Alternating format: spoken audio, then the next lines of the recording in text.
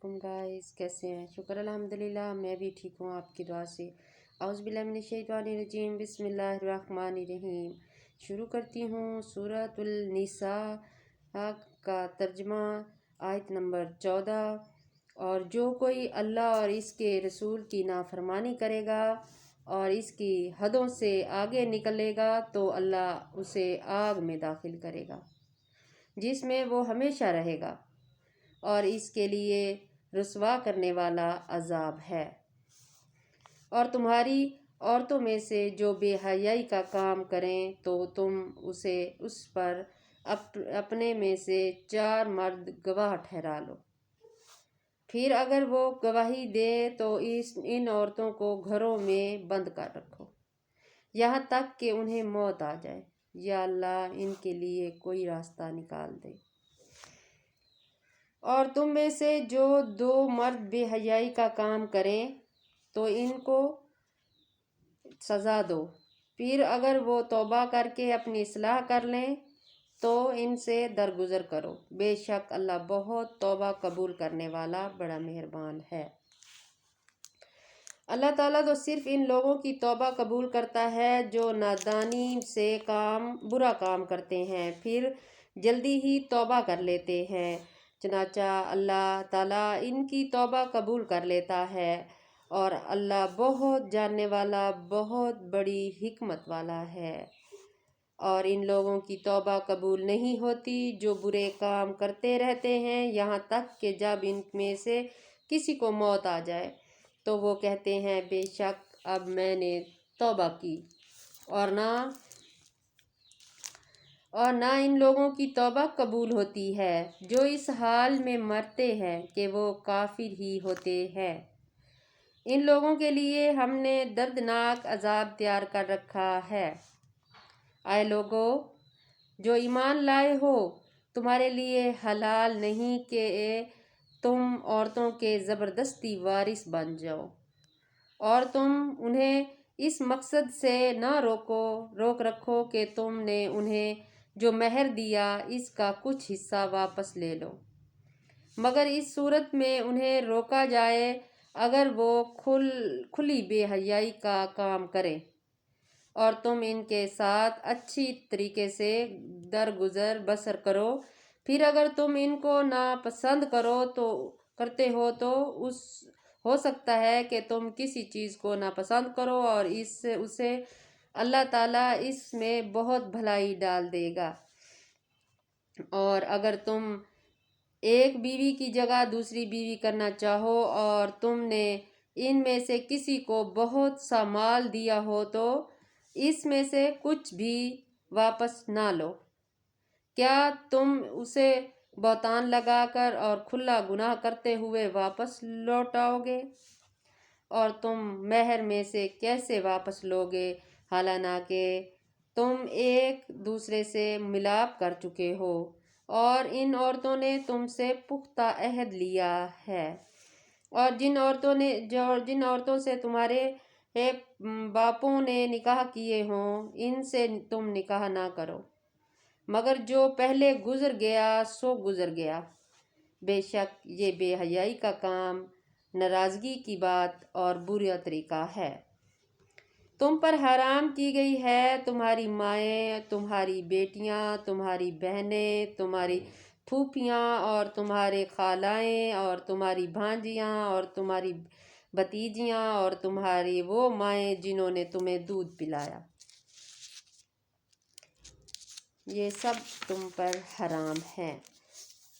اور تمہاری دودھ شریک بہنیں اور تمہاری بیویوں کی مائیں اور تمہاری وہ سوتیلی مائیں بیٹیاں جو تمہارے پاس پرورش پائے اور ان عورتوں کے پیٹ سے ہوں جن سے تم نے صحبت کی ہو، پھر اگر تم نے ان سے صحبت نہ کی ہو تو تم پر کوئی گناہ نہیں۔ اور تمہارے بیٹوں کی بیویاں اور تمہارے بہنوں کی جمع کرنا بھی حرام ہے، مگر جو پہلے گزر گیا سو گزر گیا، بے شک اللہ بہت بخشنے والا بڑا مہربان ہے۔ اور تمہارے لیے شادی شدہ عورتیں بھی حرام ہیں، سوائے ان لونڈیوں کے جن کے تم مالک ہو۔ یہ اللہ نے تمہارے لیے لکھ دیا ہے، اور ان کے علاوہ جو عورتیں ہیں اور تمہارے لیے حلال کر دی گئی ہیں، شرط یہ ہے کہ تم اپنے مال مہر کے بدلے انہیں حاصل کر کے ان سے نکاح کر لو، اور تمہاری نیت بدکاری کی نہ ہو۔ پھر جس سے مہر کے عوض تم فائدہ اٹھاؤ، انہیں ان کے مقرر کیے ہوئے مہر دے دو۔ اگر تم مہر مقرر کر لینے کے بعد اس میں کمی پیشی یا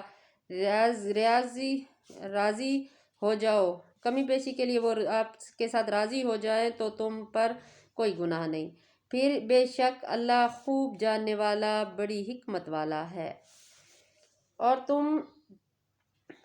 تم سے جو شخص آزاد مومن عورتوں سے نکاح کرنے کی طاقت نہ رکھتا ہو، وہ تمہاری ملکیت مومن لونڈی میں سے کسی لونڈی سے نکاح کر لے، اور اللہ تمہارے ایمانوں کا حال خوب جانتا ہے۔ تم سب ایک ہی گروہ کے لوگ ہو، تم میں برتری کا معیار صرف ایمان ہے۔